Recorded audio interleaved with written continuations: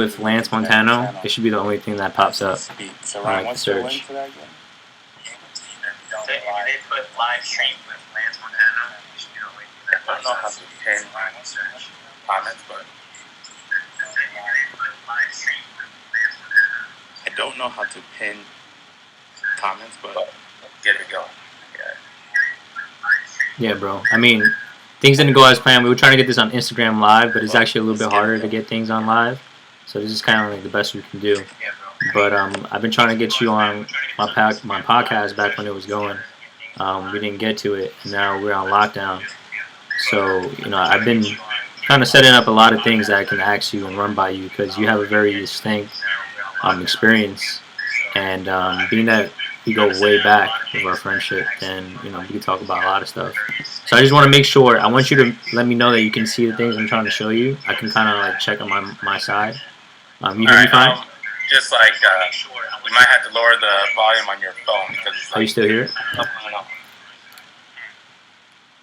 Yeah, it's off right now. You hear it? Yeah, now we're good.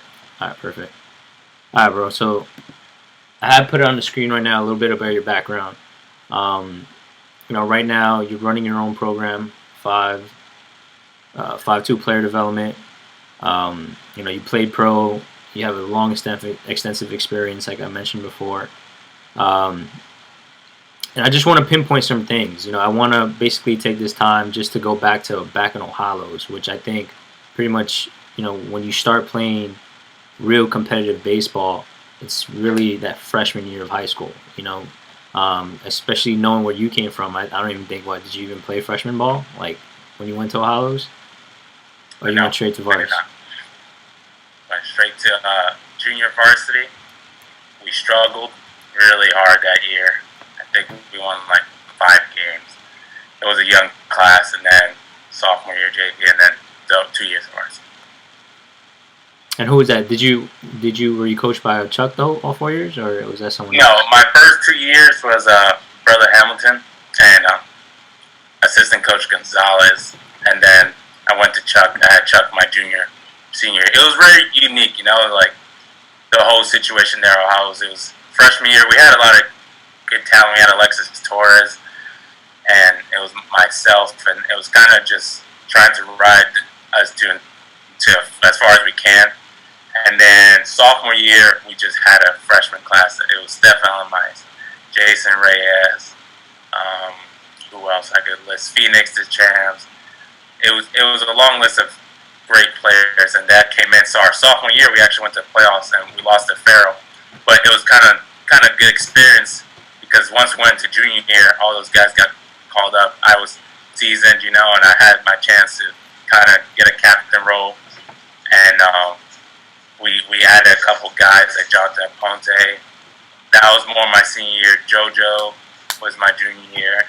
So Ohalos was definitely the starting point of understanding how I could make an impact on the baseball field, what type of character I was. Yeah, I know. Definitely, like you guys.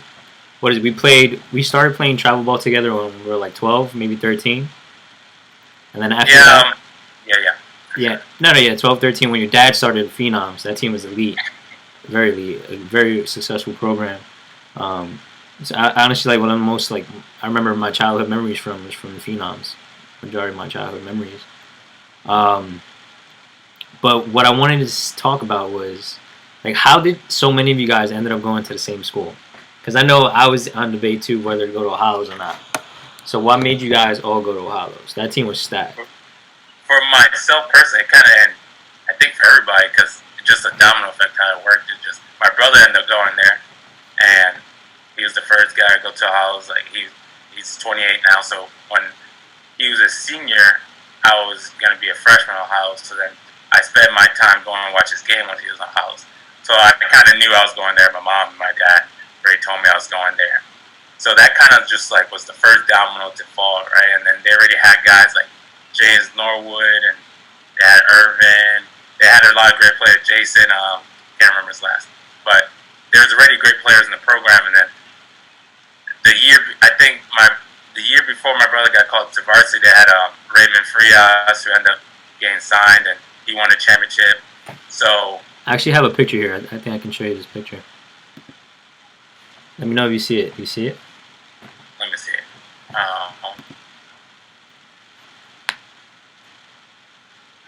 Is it It's there? kind of like there we go. I got it. So that was opening day, senior year. We just got our new field. I spent majority of my high school career not having a baseball field, home field to call home, with New Yankee Stadium and whatnot. So that picture is senior year. Phoenix hits a home run on the brand new field, looking over Yankee Stadium. So that picture is kind of legendary. You know, we keep it around and stuff. But back to how it all started, it was kind of just my brother going there, and then I was going there, and we had the phenom. So then it became just like a tool, tunnel, just everybody going there, and just domino effect, and then we just kept on going from there. And then we go after your 4 years of high school. Where did you go out first? How was that recruitment process? Or lack of honesty, because times are different. Times are so different from like the way we recruited and how we try to get exposure to like now. So like, do you remember what your recruitment process was? Were you spending like every summer going to tournaments or perfect games or anything like that? My recruitment process, I always think, is interesting because more back then than now, it wasn't, you couldn't expose the type of player I was when I was in high school. I get hit, but I didn't really run well, and I could play great defense, but I was kind of really bigger back then. I slimmed down when I went to college, but it was kind of, the eye test only showed on my back. So with no social media, anything, you just had to go to showcases and show out. But my recruitment process was interesting because it was long and tedious. It was, you might have an offer, you get interest, and then it kind of falls apart. So actually, I went junior college in California, Skyline College. I love it. Trojan for life. And I decided to go there. My dad, we were playing in Fordham Prep, a playoff game. I think we were playing, what's that school in Queens? St. Francis. St. Francis. We were playing St. Francis.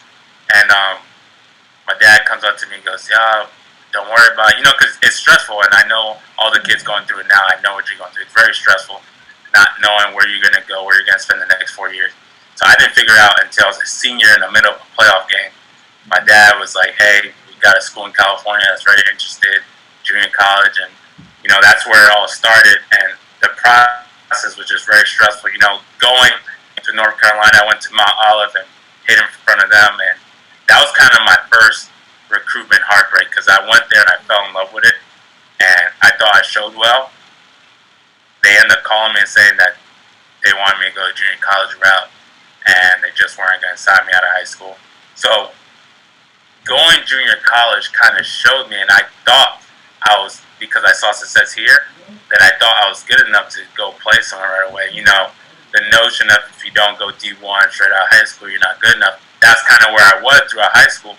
But then I went junior college and I learned so much, and I realized that I really didn't know much. I was getting away with a lot of stuff in high school that through the process of college and weight training and running and getting my batting up, my fielding up, that kind of molded me into a better player that I thought I already was in high school. And that's one thing I wanted to ask you. At what point you felt like your game took another level? Like, did you feel, Chuck is a great coach. Do you feel like you learned the most while you were already in high school, or did you experience another coach throughout that college environment where you really took your game to the next level? Junior college is where I felt like I actually became a ball player that could play in the next level. It really, to the point of confidence, I knew I was building a skill set my freshman year, but my sophomore year, I batted 300. I started off the season with like 6 home runs, and just everything was clicking. It wasn't more about the results. It's when I stepped in the box, I knew what I was doing, and I knew I felt like the man. I stepped in there. I knew people knew me. It's not a sense of arrogance. It was just a confidence that people need to play baseball.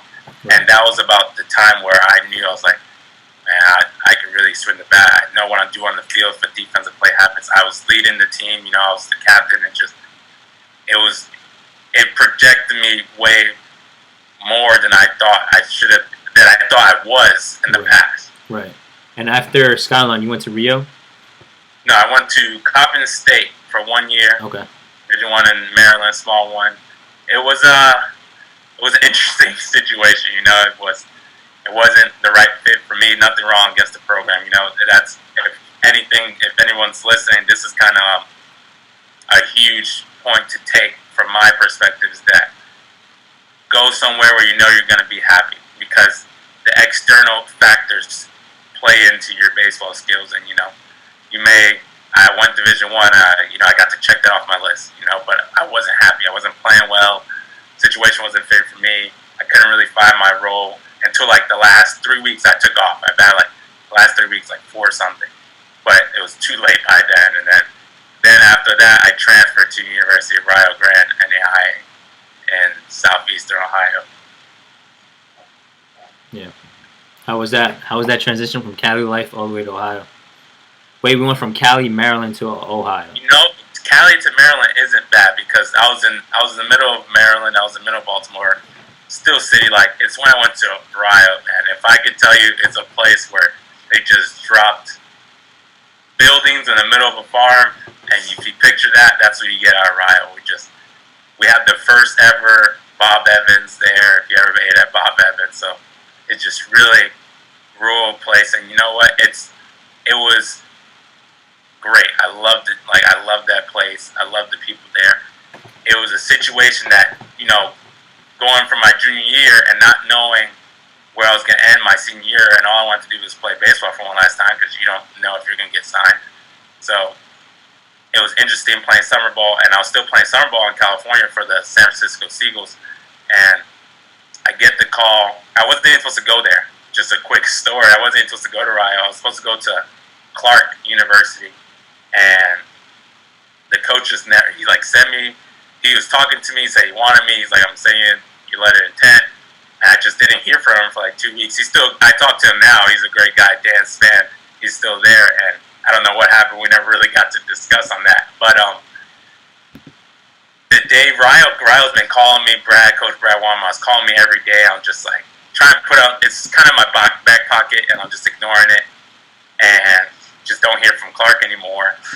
So I call Ryo, I'm like, hey, I'm in. And the interesting, crazy part is the day that Ryo sent me my national letter of intent, Clark, my mom calls me from home in New York. She's like, hey, Clark sent you your national letter of intent. Oh, damn. So it was kind of like, out of nowhere, I had to pick a place. I decided on one, but then I decided on another one. So it's just something about Rio that told me to go there. And I never visited. I just went with my faith and went there. Ended up winning conference tournament, first team, Gold Glove. And it was a great experience. I loved all those guys. We were a beast team, and so it was a great experience. I learned a lot. I was still learning. I always learn. I learn to this day. I think there, I felt very, very confident by the time my senior year, and I was kind of playing just for the fun of it, which really skyrocketed to having a very, very great season. Yeah. And the best part of it all was just winning a championship. I got my ring still here. It was a nice way to go out. So amongst those 4 years, are you still thinking in the back of your mind, like, yeah, I'm still grinding, trying to go pro, whether I'm trying to get signed, drafted, or I know, just to to spoil it, you do end up playing professional baseball.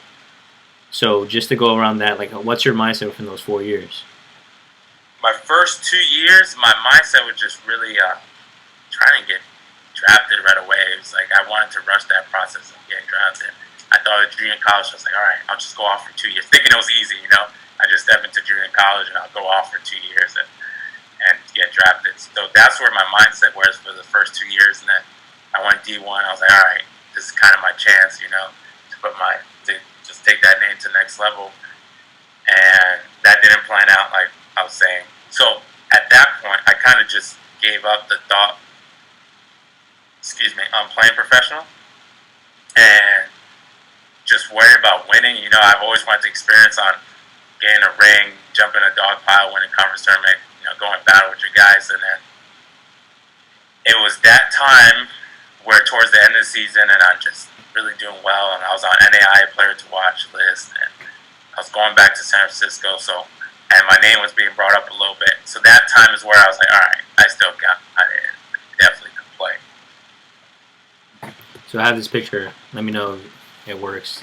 It's I believe is your contract with Evansville. Is that right? Yes.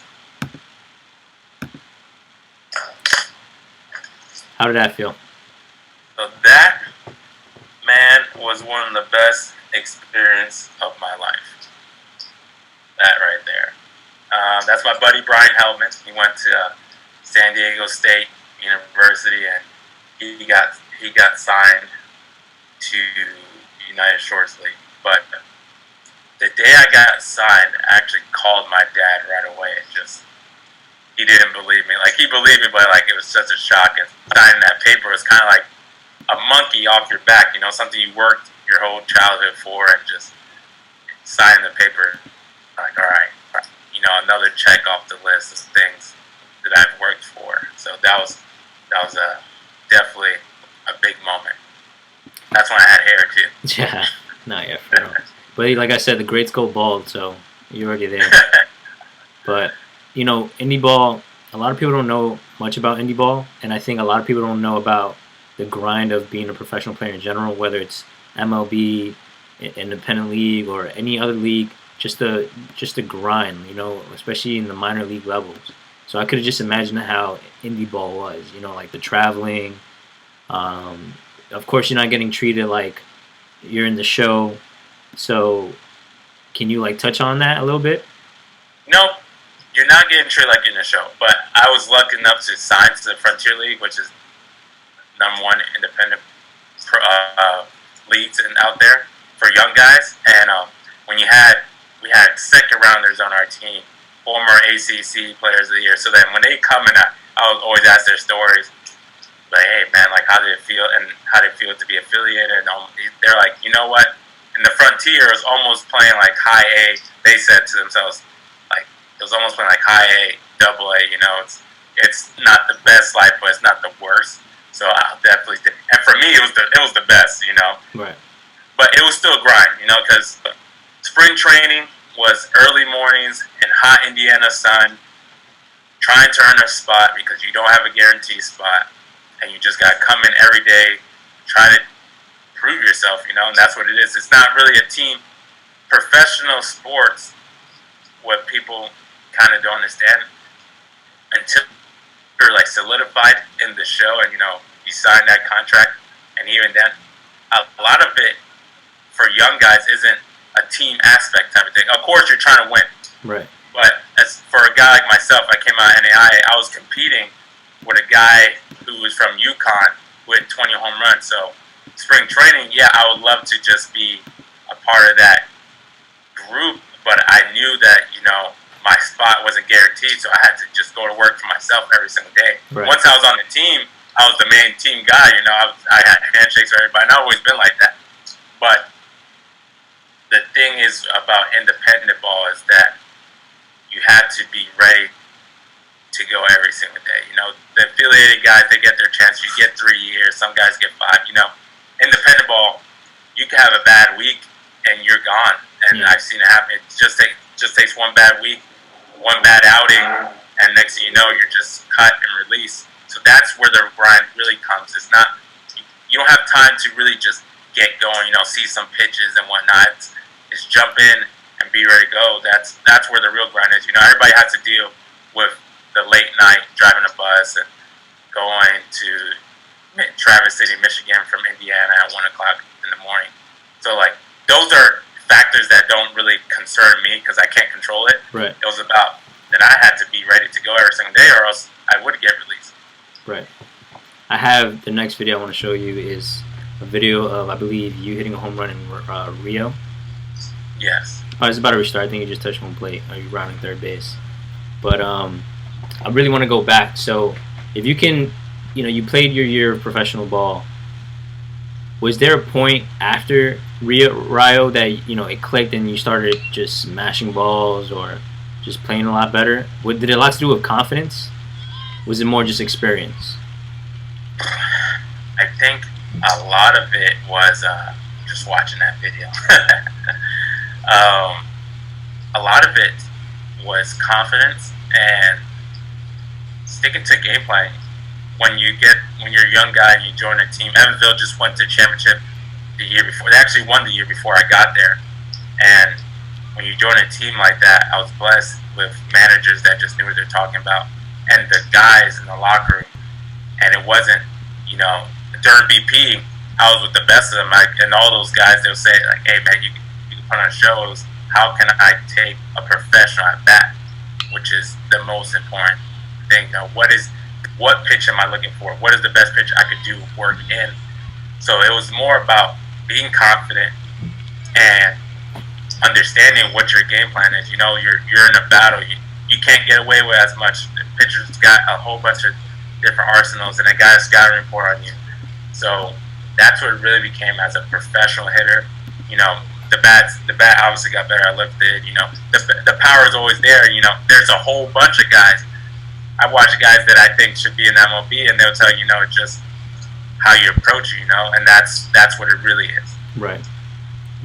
And do you remember this AB? I remember this AB very vividly. Funny story, I watched Stephen Alamais, who's been my best friend since we were young. They just played Eastern Carolina University, and the day before, and I'm watching it, and he just pimps it. He throws a bat in the air. They're talking smack to him and whatnot. So then the next day, we played Wright State Lake, and it was a tie game. It's a midweek game. We're ranked, so we should be winning by a lot. But we weren't. We just didn't come in strong. So it's 5-5. First pitch, I was just sitting fastball. I'm always an early guy. I like to hit early no matter what. And first pitch fastball, he gave me a pitch low and in. And just hit it all the way to the batting cage and kind of flipped my bat over. The thing was that I felt good about that bat. And I can remember to this day is being on time. I felt so on time. Like the confidence I walked into the box right there. I normally feel when I'm there like that and I'm just ready to go, I felt very confident, and just on time is the key to everything, in my opinion. I came across, you're going to laugh a little bit. I came across this video. When I first came across it, I really thought it was you. I'm no lie. I really thought it was you. I've not seen this people. Have you seen it? No, I have not. We're going to see. I don't know. Oh, there we go. Manny, the GOAT Manny. I think you guys have similar. I think you guys have similar swings or similar breakdowns. You want to break down the swing a little bit, or what do you see there? So especially now, what I try to do and what I've started to learn is that if you look at Manny and you're watching his back hit, right, and how he's loading, we as young kids were always taught to stride back and then forward. So it was kind of looking like this, right? This is the line. This is where my back hip is. We were always told to load behind it, and then you generate power to going forward. Right. So if we're watching Manny's back hip, he's loading back into it. So he's loading back this way. Yeah. And able to hold that power and that generation. So a coil, basically. Yeah. He's coiling his hips. And with that, he's able to separate and then snap. It's really subtle and fast. That's why he's so good. So just watching Manny, and if we're just watching this alone, you can see how it's all just one loading to the hips, loading and go. It's one continuous load. It's not two segments. You're taught to load and then pull your hands back and then go, where he's just crunching down, meeting in the middle, right, and separating all in one motion. So he's ready to go. And once I learned that, I noticed I could always be on time. Like I said earlier, I think being on time is so important that I couldn't, my younger days where I knew I was off, it was because I was loading too late, I was loading too early, I got my hands going, but I didn't get into my feet. So the load process to me is so important. If I could look like that every single time, of course I'll be a Hall of Famer. But it's about how fluid and how easy we just let these body parts work. Right. And it's still explosive. The back hip is generating. His torso is rotating. He's staying on plan. It's beautiful to see. Yeah, for sure. You know, I'm glad you said that because I think like overall your swing has to be like fluid, especially now like post baseball, picking up golf, and then like you know you gotta get that fluid golf swing. Yeah. I think once you understand that, it's like riding a bike. Once you understand the simple concepts of a swing or the basics of a swing, like you just never lose it. And I think that every philosophy is different for hitting, but there's certain things that should definitely be the same no matter what. No matter what the philosophy is, there's certain points of the swing that should definitely be the same. And I think that loading that back hip and being ready to fire, that's definitely key. You know, he's not overloading, he's not putting weight outside the knee, he's keeping like the inside hip and he's just firing it through. I think that's definitely key for any swing. I agree 100%. I think we are in the golden age because we have technology like this to watch, and then I see kids that have this on their TV and they're hitting off the tee, and so you're able to duplicate. You know, to be the best, you gotta play like them, right? And Manny is just one of the best ever swing bat, righty or lefty. So the foundations is definitely the same. I think for my personal style of teaching, I always start, like you say, with the foundations, and I always talk about posture and be in the right position before we can start tweaking, because everybody is an individual, but there's certain things that need to be done in order to tap into your own unique style. Yeah, I agree. So the next video I want to show you is a video of Stefan. You brought Stefan up earlier, and you know, knowing both of you guys, I know the long history you guys have with each other. So I know growing up, you guys grinded together and both had aspirations of going pro. So it's kind of like now you're transitioning towards that hitting coach, and you had always had the opportunity to work with Stefan during his off seasons. So I want to say, what's different now, or was there anything that within his stunt with the Pirates did you learn offensively, and you're able to, you know, take that maybe some philosophies the Pirates use and implement that to your athletes? I think what's different now, and if you was to go later on and watch Stefan, it's how he's utilizing his very athletic body. One, he's putting a lot of work into the weight room, which has helped him become a better hitter, which is great. He's gotten stronger, bigger. But what we really focus on, and in this video particularly, we're talking about how can he get into his gap. If you watch a lot of his younger videos, his hands never load into his slide here, right? Every time he loaded, it was just here, and there's no power coming from here. There's not much power here in the wrist. There is while it's moving. Just to pull, I don't have much here. So working with Stefan, and it's always easier, and that's why they're pros, and that's why they get to where they are, because they take in information so quick and able to put it into their swing, the next swing. That's why I think that's the big gap into training with an amateur and a professional, is that you tell them and it's boom, right away, they're able to do it. So if we're watching the video, being able, like I said last time with him, we really talked about his posture and getting to his back hip and understanding that's where his power is coming from, and he needs to pull and turn right away and try to get on plane. So when he's playing with the Pirates, his first 4 years, if you look at his numbers, and we do the breakdown and whatnot, a lot of his percentages of where he's hitting the ball were opposite field, which isn't a problem. But when you talk to your athletes, and when I talked to Stefan, it wasn't really on purpose. Yeah. It was not being able to get that bat out in front where he wanted it to be every single time. Right. So we really emphasize on that. If you watch all the great hitters, yes, they can hit the ball to opposite field, but their strong points and all their numbers are pointing towards center to left, whatever their pull side is. So that's something that we've worked on for the last couple of years. And just, believe it or not, when it all started diving in was about 3 years ago when we went to Dominican Republic and we were hitting together. That's when we really just started clicking. You know, we've known each other since we were kids. We've been best friends. But really just understanding the dynamic of each other really started there, and understanding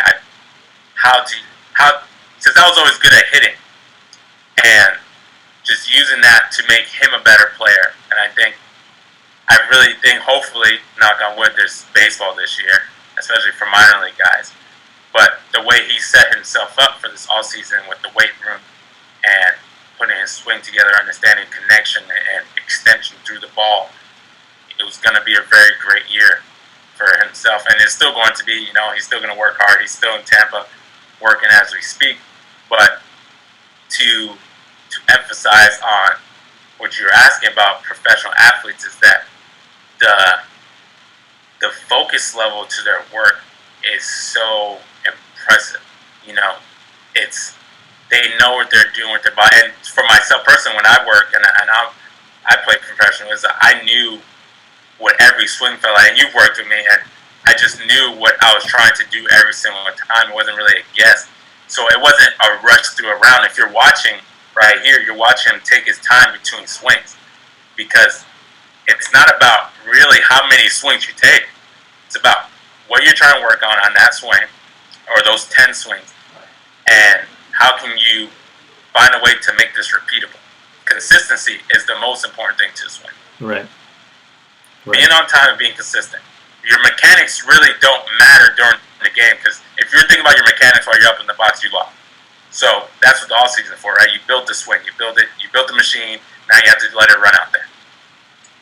So it's really what worked on besides the swing is where he wanted to make contact. Why not try to focus on being more of a pull hitter, and then while you're working, and then in the game you let the ball in the game tell you what to do. But you know you can have that. If a scouting report, in the past, if you look at a scouting report, it'll say hard in, right, and it's off away because just couldn't get here. But I don't think that's the case anymore. I think it's a very, very fine-tuned swing and being able to very adaptable, very adjustable and adaptable. For sure. Kind of like a little bit like a Mookie Betts type of like athletic. The projections that it kind of first do damage. Me and him worked together, and while we're trying to get Stephen going, when he kind of saw a lot of Trevor's story, and I see it too. Okay, yeah. Just on the build, 6'2", about 200, and just being able to swing the bat and the middle infield. There is a lot of power and extra base hits into his body. It's how he's going to use it. Yeah. You know, and especially if we get this flowing a little bit right, I would definitely like to get him on this, because I believe I have old Blast videos, I think 2 seasons ago by now. And one thing, when I saw this off season and I was looking at his video now and his old Blast videos, was exactly what you said, like the extension, like understanding how to use that top hand, kind of like I felt like he's using that top hand a little bit more, like extending towards the ball. And I just like it a lot better. I like it a lot better. When I saw it, when he was in DR in the off season, I saw it and I liked it a lot. And I know you guys used to train a lot with Cano. Is that something that Cano used to preach a lot, like getting that barrel out?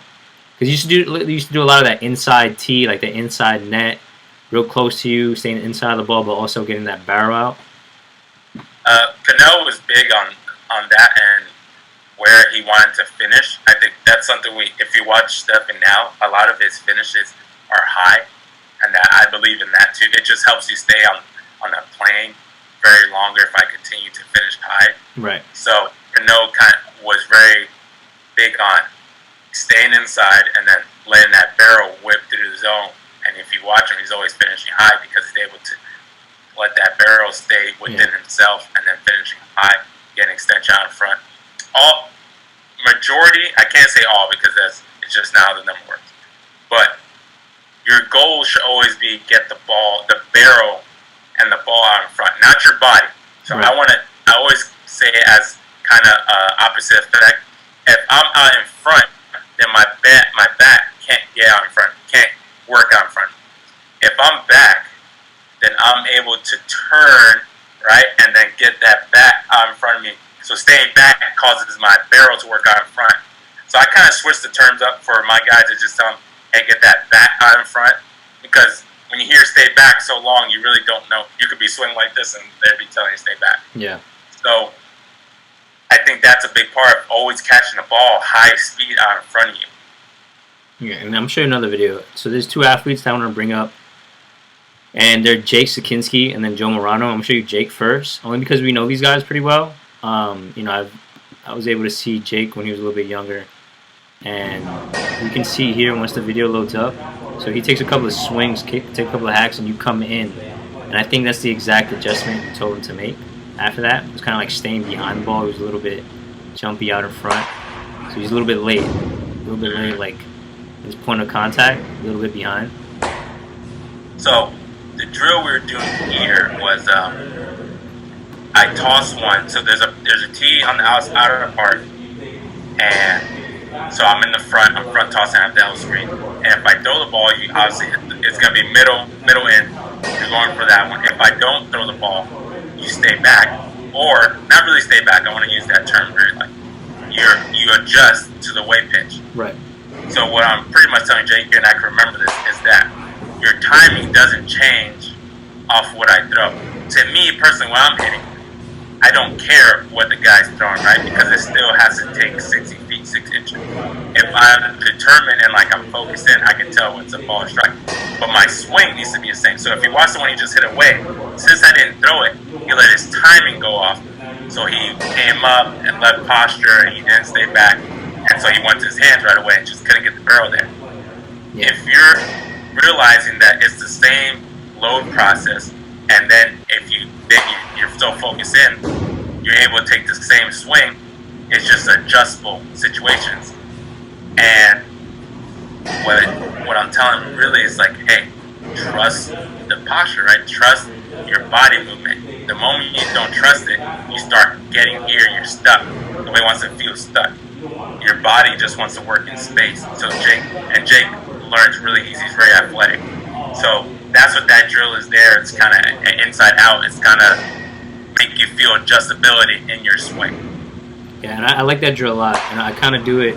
I have a good set of 10-year-olds, like 11, 10-year-olds that I was able to expose to this drill at a young age. And I like it because it especially gives you that, a lot of times when you know a fastball is coming, you're very jumpy. And I think you're more susceptible to being out in front.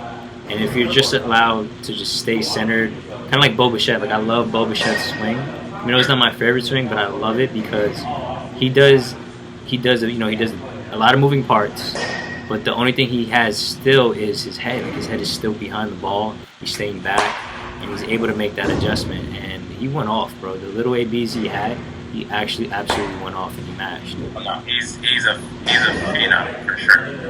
To say the least, to be explosive and to be able to move the bat that fast, people will be scared and say, oh, he's gonna be a big swing and miss guy. There's not a lot of swing and missing, and it's just like you said, the foundations are so strong that he's able to put his own unique to it and trust him. Just trust yourself. Trusting your stuff. All those guys, I don't know Bill, but I'm pretty sure if you have a conversation, he trusts everything he does, because that's the only way, If you don't trust your work, then how are you gonna be successful? Then you already lost half the battle. Yeah, I agree with you. 100%. And I wanted to bring up Joe now. This video is a little bit weird because it's from his blast. Let me know if it pops out. So we see a little bit of like the metrics, and then it kind of creates like a spray chart. He makes a spray chart, and where you can like see the ball where it's hit, and then you can see like his metrics. He's gonna play. Should play soon. There we go. My charger. Give me a second.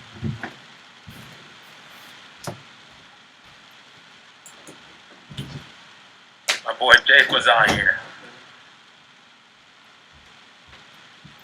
A lot of good stuff being said, people. Keep on watching. Boom, Joe. I really like Joe's swing. I mean, first of all, I love the kid in general. I love his work ethic, and that's me putting the ball on the tee. But majority of the time in the off season, I was obviously doing strength conditioning, and you were doing hitting. The reason why I put him on the blast is so I could get his power numbers, so I can see like if they're increasing or not. I think the YouTube is off. It says live stream offline. Let's see if I refresh. Oh, there we go. It's back. Is it back on live? Let me see. Yeah. We're good. It's working? Yeah. Mine's a little bit frozen on this side. But so yeah, what were you saying about I was Joe? saying, one thing that I like about his swing, that he stays back, and I was when he told me he was gonna work with you, I was excited because I knew you're gonna tell him similar to the things that I was gonna tell him, and I like his swing a lot. And there's one little thing that I see that it's very common with all hitters, and it's exactly what Stefan fixed. And he added that extension with that top hand, and it's a little bit of a weird angle from this side, but you could kind of see like his hand pulling away from his body, this side versus like extending more towards like you guys, like the what are the pitcher better say? I think the main thing I try to tell these guys, I'm gonna try to kind of show it. If you watch that video, when you're taught, right, and let's say the pitcher's this way. If you watch Joe, he's coming this way to load up. So if I was just to close my left eye and I come this way, I've lost the pitch. And for me to get that swing back going, it'll be really hard for me to stay directional through it. Think about less rotation, just worrying about, like you said, getting extension going on front. So what I tell people is that kind of feel, you put both your arms out like Superman, and you pull just this top hand, right? And then you just put your other hand here. It's like, that's exactly where you want to be. Yeah. So when you eliminate this twist of rotation and just think about staying linear, so I pull here, boom, I'm right here. And now I can stay through the ball and get there as long as I want. Where you do a lot of this turning, right? If I turn this way, then I got to turn back that way. Right. It's not going to be, right? It's just not going to happen. So if I think about, all right, when my scat's back, boom, I'm here. I can stay linear and stay through the ball. Right. And I think that's one of the most underrated things, I think, in hitting is definitely the vision. And we go back to Bo Bichette, how little he moves his head, and you can figure out how his head is super still.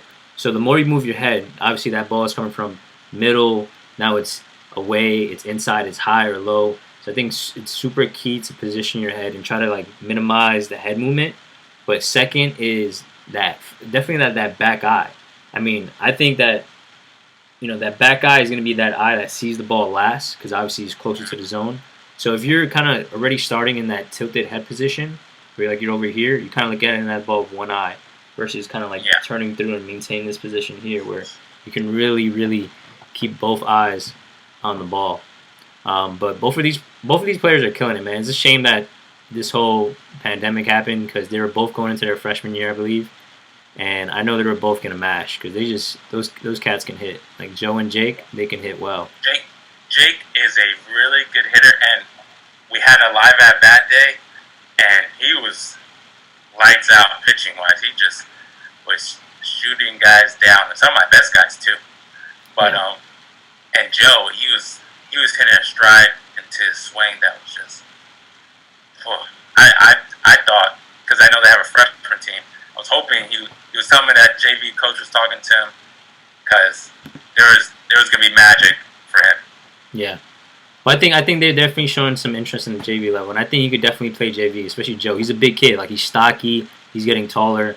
He's turning that baby fat more into muscle, turning more muscle. So it's definitely looking forward to him, in the next couple of years. It's a shame that this season won't go on, but I know. And then Jake, he plays all sports. He's an athlete, so he throws gas. Him and his sister's pretty good at basketball. He's a very athletic family. Good kid too. Both of them great kids. Yeah, I think that's the best part. Is definitely their attitude towards everything.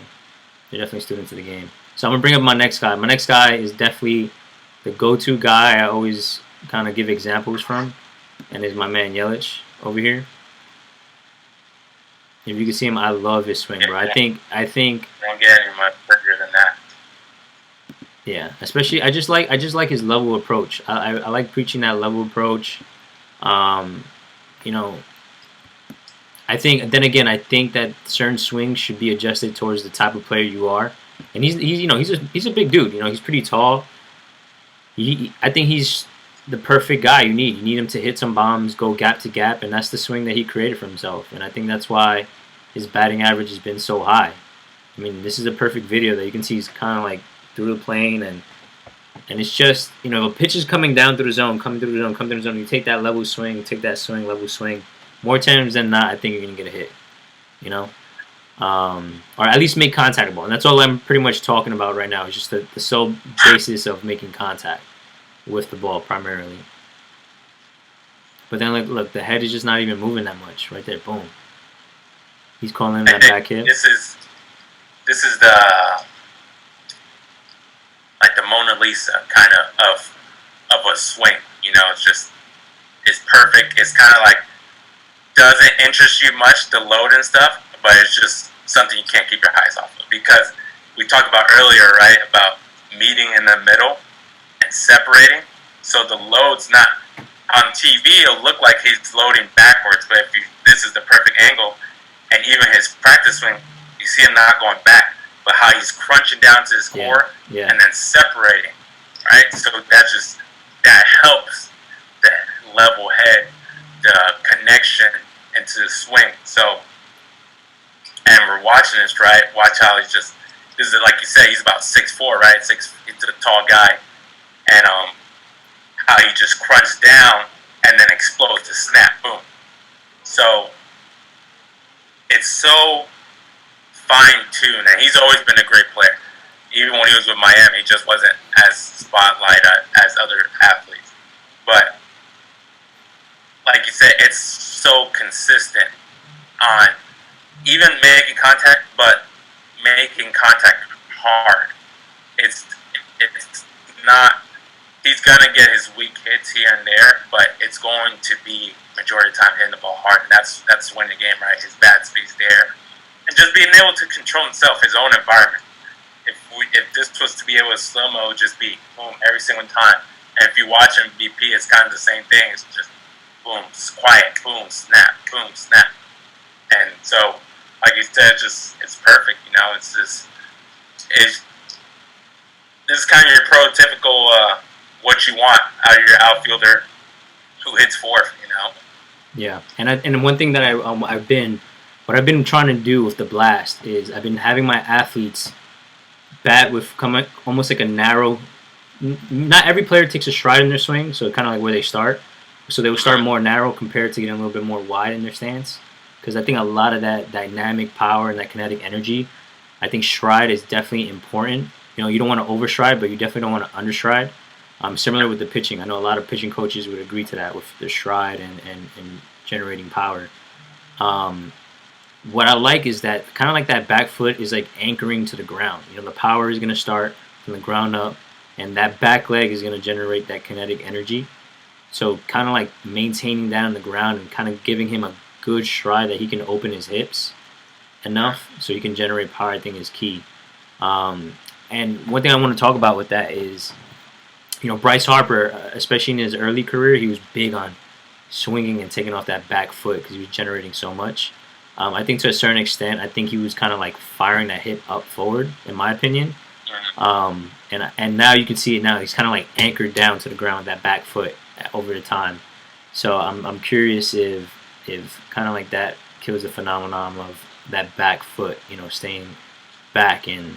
Because I know one of my pet peeves with the drill is kind of like that drill where that you kind of like swinging and driving that back hip forward. I understand the concept of it, but you know, I feel like you should just be able to feel how that back foot is like grounded, like feeling that force onto the ground so you could just explode that back hip. I think the fundamentals of that drill, the one you're saying, leaning forward, is for guys who, I feel like you could also be on the other end, and I've been there as a hitter where I'm too stuck into the ground. Like, I'm in the ground, but my back hip isn't rotating this way. So that drill's kind of to make yourself feel that momentum forward. Right. Where it's so important is understanding when the swing starts, right? If you watch his his front heel, that's when everything starts. So for me personally, I try to tell guys, understand the kinetic sequence, right? Hips, pelvic, shoulders. Pelvic, torso, shoulders, hands, right? Right. Be ready to fire those hips, and that back foot it's gonna do what it needs to do. If I think more I could turn my back foot and that hip never go, I'd rather almost have the opposite, where who's really good is his teammate is Ryan Braun, right? Someone who gets away with back foot never really turning, but the hip is exploding through the zone. That takes an extra type of flexibility. You know, that's a given one. So it's very unique into a way, and I still think there's a lot of good studies going on. I think for younger guys to preach, keep that heel on the ground is very important. I just, because then you watch guys like Javier Baez and they're swinging and their back foot kind of the scissor, right? It's coming this way and whatnot. So it just, but at that point, it's kind of like he's creating so much momentum in his body that his body is forcing his legs to move like that. He's still kind of like grounded, you know. He's trying to bring that back hip forward. You're perfect, right? I think we should always think about being grounded instead of coming up. You're 100% right. I don't think we should ever just be like, let's pick up this back foot to swing. If your body does it because you're generating so much force and it can't hold it anymore, that's a different aspect. Yeah. But I think like we shouldn't preach, you know. I think we could try to teach scissor, and I know Canyon Side Cages, David out there, David Ring, he's great, and some of his guys he teaches how to use it. I was kind of my freshman year, I couldn't get that back hip going, so they kind of taught me that in order to create room. Yeah. So it just depends on the athlete and just how he approaches it. And that's the best part about now is that if it doesn't work, all right, we just switch it. We have video to show and numbers to show, hey, this is not it. No, yeah, for sure. And I'm big on that, especially, you know more than everybody else. Like, I'm a big fan of baseball. I never really wanted to be into like the baseball hitting trainer side, but what I want to find out it's what works and what doesn't. Like what's going to provide more power than not. So whether that's like your stride being long, or you got to stay a little bit more on your back side. You need to kind of engage your core a little bit more. Maybe your hands having you higher, lower is going to create more bat speed. That's kind of like what I'm into. And then I have your guy here next, since we can have your guy Acuna right here. It's kind of like a back view. I couldn't find a front view, but I could definitely see how he has like that back hip. He's like hinged on the inside of his back hip, and he's just stepping and firing like right there. Boom. It's still loading in a little bit. It's like a little delay, but it'll pull up right here. Alright, I got it now. That's why I like it, because it's just the way he hinges and is able to stay connected throughout his swing. If you're watching that, and I think this is a purview, because then you watch his body's still hinged and his posture's there, but the barrel is still, look where it's turning behind him. Yeah. And being to understand his body, how it's working, it's able for him to be explosive. And he's my favorite because he just is able to live to big moments, man. That Dodgers against Bueller when he should have walked, and next pitch, it's gone at such a young age to do that. But he's gonna be 40-40 if they didn't take it. But it's being able to hip hinge, posture correctly, pull your scap every time is what, in my opinion, is put him in a situation to be successful at such a young age, because it's consistent. It's every single time. It's the same swing. You don't see him adjusting so much. And I love Bryce Harper. I always love Bryce Harper. And I think that's where, in my opinion, he kind of falters off, is because every year in spring training is something new. And, there's nothing wrong with that. I think you just got to look back at your past successes and be like, all right, when I won MVP, what worked here and what didn't. But I don't think it should be changed every single year, especially if you're such a great hitter. He's one of the best just people to ever swing a bat, the power off his bat and just coming in at such a young age and height. Where the opposite, Mike Trout, his swing's not the same from his rookie year, but there's not much of a difference. Yeah. It's just a couple of changes here and there, and hands higher. But Bryce Harper's gone from leg kick to toe tap to hands down to him lunge over, him standing up, him open.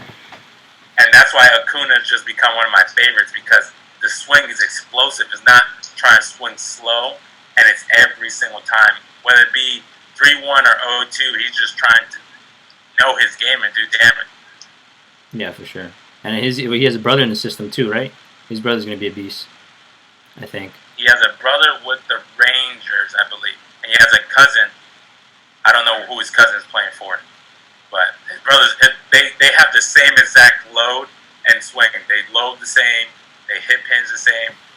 It's pretty crazy. Yeah, I mean he has a pretty basic stance, like a pretty basic stance where you would kind of like want to promote and kind of like show people how to just stay simple. I think sometimes you want to overcomplicate your swing, and then you guys get into holes and whatnot. And I see that a lot with being that I'm able to work with like young athletes, and then I could work with older athletes all the way to college and the pros. I can see that transitioning where sometimes when you learn too much knowledge, like when you gain too much information from like different sources or different philosophies, then you're trying to mesh it all into one, which is you can. Like you can find what works, but I feel like that kind of creates like chaos in your approach sometimes when you have too many parts being thrown at you. So now you're like, all right, which puzzle can I put on? Like I like someone telling me to like lean back more, but I do like the scap load, and I do like, pointing my foot towards second base or whatever. So that happens over time. In the box, that should all just go away. Even to my guys that I teach, it's competing. I think that's where I found my success and able to be signed or whatnot. And like I was saying about Acuna, it's just he competes. These guys compete. They don't waste. Mike Trout could easily be 330 million man and not beat out ground balls, right? He knows he's going to hit ground balls, but we've seen it where he hits a ground ball and beats it out to first. It's really about competing and trusting it. And I think what I want to touch on this video is his contact point, right? It's so out in front. His body's not in front, but the ball is being hit so far in front. I believe that's such a great point that kind of people are scared to really tap in. I think Hit Tracks has done a great job of tapping into that, of showing you point of impact and how that causes more success, more doubles, more singles, more home runs. And the point of the game is to score more runs. Yeah. No matter what nobody else tells you, the only person who has the most runs wins. So if people want to, talk bad about the game, it's just, you're just trying to hit home runs and whatnot. We're just trying to score runs, and we found a way, and especially someone like yourself, and you work with TrackMan, we found a way to take accountability for these numbers. Now, what are these things showing us in order to win the game? That's what matters. Right. So if runs wins, right? How many guys are actually Ricky Henderson anymore and stealing 70 bases? Right? If you look at Billy Hamilton, he's a role guy now because it's just not where the game's at right now. Sooner or later, it'll turn back around, But we got these numbers to say, hey, this is your game. This is what you have to do, and then apply it to it.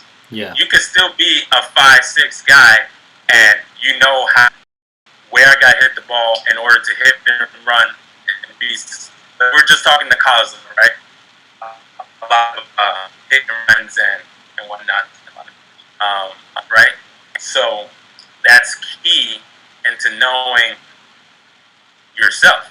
It's right. Like, okay, if I get on the Raptor, I get on the TrackMan, I get on the Hit Tracks, I'm looking for a pitch 2-1 on, and hit and run doesn't mean just take opposite field, but I'm looking for this pitch that I know I could drive in the gap, because that's the key part of the hit and run, get into the gap. So if this pitch here, and it shows consistently, like I hit this ball hard, I drive it this way, then that's what it is. It's not about, okay, if you're not 6'4" and don't hit it 100 miles per hour, you're not a good player. Right. The numbers could be good for anybody. It is good for everybody, because you gotta know what you're good at and what you're not good at.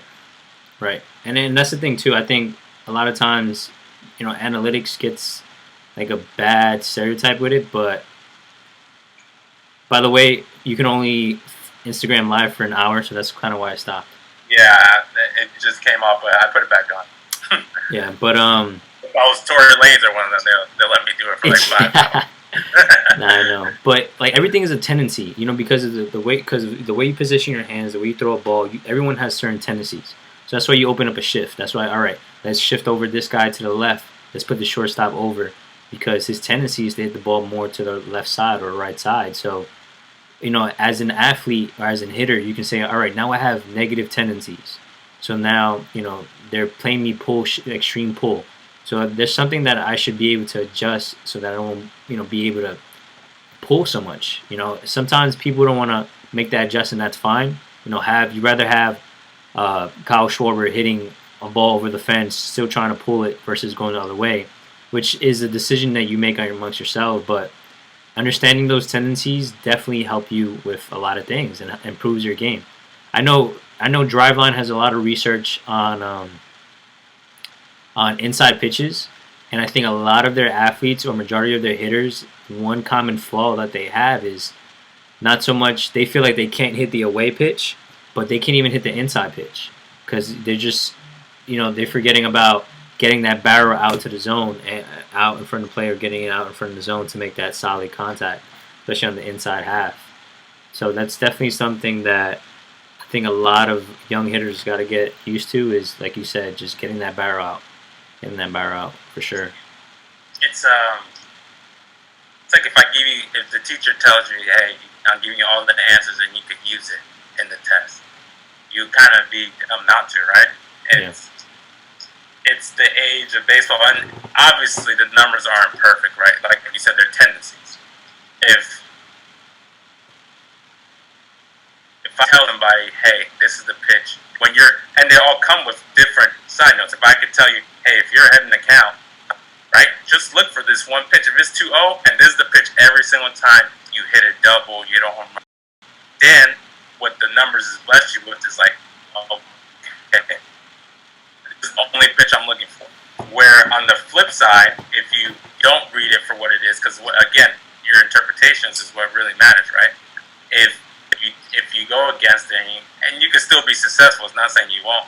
It's now you just open up the margin of not being correct, and being a hitter, it's about how fine-tuned can your approach be. If I know the numbers, right? If I face this guy and I know the numbers, and he comes at me 2-0, 2-1, middle away, middle in every single time, and I'm not looking for that, I'm kind of shooting myself in the foot if I swing. If I don't swing, that's fine. Right. But if I know and I'm ready to swing and I see that pitch up and I'm not focused to where I want to be and I end up popping up or rolling over, that's because I didn't want to buy into my own game plan. Right. I think the numbers have helped people create a game plan. It's easier to always say, hey, I got a game plan, I'm looking for this and that. But I can say, hey, I got a game plan is to look for a slider up in it, middle away, and I could be batting 0 for 25 and with weak contact every single time, and that's my game plan because I said it was, because I'm stubborn, I'm keeping it that way, instead of my coach or myself or whatever system is like, hey, your game plan of looking for a slider low and away is not working for you. How about we look at your other numbers and say, hey, this might work for you. Right. That's definitely interesting what you're saying. And I think that's especially now during the lockdown, I think a lot of players, there's not much that you can do. I know you can do your homework out. You have access to a gym. You don't have a tee, you don't have a net, you don't have a partner that, you're not really supposed to be next to anybody. So it's kind of like hard to get efficient work. But I think one thing that players could definitely do is study and try to get knowledge like that, like the approach, the mental side, or things that you can't really practice physically. But the only way you're going to learn is just by watching a video, reading a book, or speaking to someone with experience, just to get that part of the game, to take yourself to the next level. I think that's key, because I think that's one thing that I was always lucky with is, I was always a student about everything. Like, me, like any hobby that I dive into, I really want to like learn and dive into that aspect. And a lot of the hitting coaches that I came around, or the players that I played with, or the coaches I played for, I was always picking their brain. So I think that's key. I think if you could just put yourself in that game situation before you even step into the box or in the practice, I think that could definitely take your to the next level, whether it's hitting or pitching, fielding or training in general. So that's key. So I wanted to ask you, what are some things, since we go wrap up, what are some things that someone at home could work on, or what are some drills that someone could work on at home let's say all they had was a bat in their hand, or they don't have any other resource. Like, what are some drills you would recommend someone to do?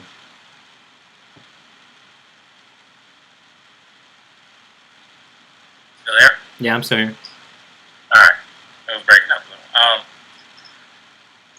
You just got a bat in your hand, right? Yeah, bat. Visual at bats is so key, you know, and I spent a lot of times in hotel rooms just visualizing myself and anybody who's in the program. Stuff too, where this is the time where you could take your game to a level you never had, right? Where that when you sit in the box, you're ready to go. All right, I visualize. If you close your eyes, you can visualize what a slider looks like. You can visualize what the nastiest curveball you've seen, the fastest fastball, and you could replay those constantly.